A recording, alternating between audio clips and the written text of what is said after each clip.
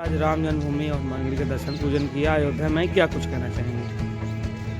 बस सभी से यही कहना चाहती हूँ कि सभी मिलजुल के रहिए। जो निर्णय आया है आप सभी के समक्ष है। 22 तारीख को 2024 में जो राम जन्मभूमि में भगवान जी राम जी को विराजमान पुनः किया जाएगा, उनके घर में, उनके स्थान पे जो 500 साल बरस उन्होंने ये जो कठिन तपस्या और 14 साल उन्होंने जो वनवास लिया, उसका आज ये निर्णय है।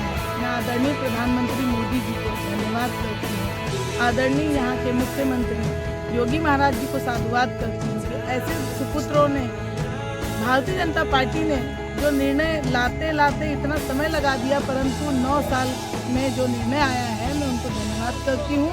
और रामलला जन्मभूमि में सभी से कहती हूँ कि आइए दर्शन करिए, भगवान को जानिए, ये बैर मत करिए।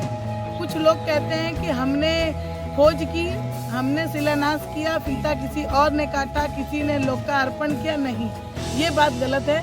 आपके स्वप्न में आते हैं तो आप आइए, दर्शन करिए, भगवान का दर्शन लीजिए।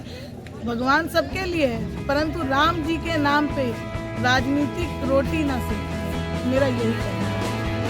मैम, एक सवाल ये भी उठता है, अभी दीप उत्सव मनाया गया है, प्राण प्रतिष्ठा है, विपक्ष का कहीं न कहीं एक बड़ा सवाल रहा है कि उनको आमंत्रित नहीं किया गया। और ये भारतीय जनता पार्टी दीप उत्सव हो गया, अयोध्या के तमाम इवेंट्स हो गए, और अब प्राण प्रतिष्ठा को टारगेट करके जो है अपना ये रूप देना चाह रही है। इस पर आप क्या कहते हैं? 70 साल उन्होंने राज किया, 70 साल उन्होंने राज किया, किसी को निमंत्रण देने की जरूरत नहीं है। मोदी जी के घर कोई ब्याह नहीं पड़ा था, योगी जी के घर कोई ब्याह नहीं पड़ा था। ये तो जनता का कार्यक्रम है।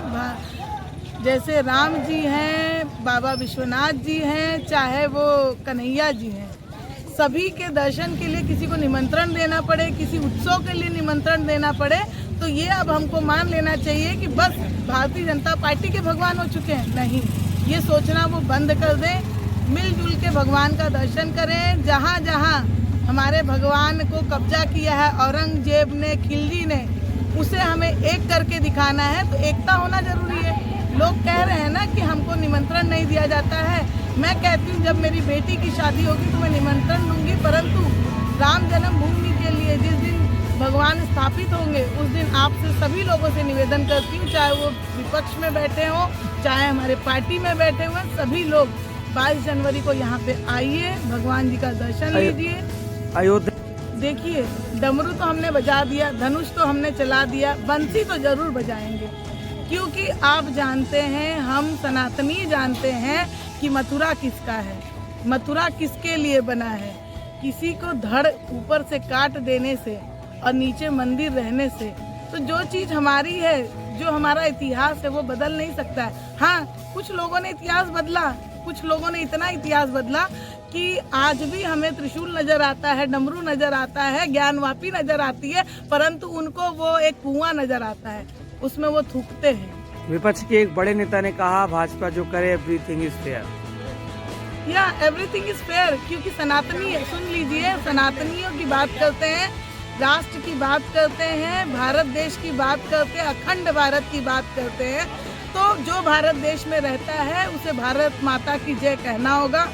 और भारत देश में चाहे वो किसी भी जाति का हो, किसी भी प्रांत का हो, वो भारत देश में रह रहा है तो भारत माता की जय कहना होगा। हम किसी जाति से बैर नहीं करते, चाहे वो हिंदू हो, मुस्लिम हो, चाहे वो सिख हो, ईसाई हो, परंतु हम सब भाई हैं। भारत देश में रहना है तो अखंड भारत बना के रहना होगा। क्या परिचय दे दीजिए? मैं रीता सिंह हूँ, भारतीय जनता पार्टी की प्रवक्ता हूँ, केंद्रीय लघु उद्योग मंत्रालय से निर्वाचित सदस्य हूँ, हिंदी भाषी की, और सबसे ज्यादा महादेव के हम भक्त हैं। और सनातनियों से एक बात कहना चाहती हूँ, यहाँ पे कुछ घुसपैठिया घुस आए हैं और ना हिंदू लड़ रहा है ना मुस्लिम लड़ रहा है, यहाँ पे जो बिचलौती है वो लड़वा रहे हैं। मत ध्यान दीजिए, एक हो जाइए। ठीक, जय श्री राम। हो गया? आ गया। एक उस तरफ आ जाइए, आ जाइए, सब महिलाएं भी आ जाइए। आजा बाबू, आप लोग नहीं, आप लोग नहीं, आप लोग नहीं।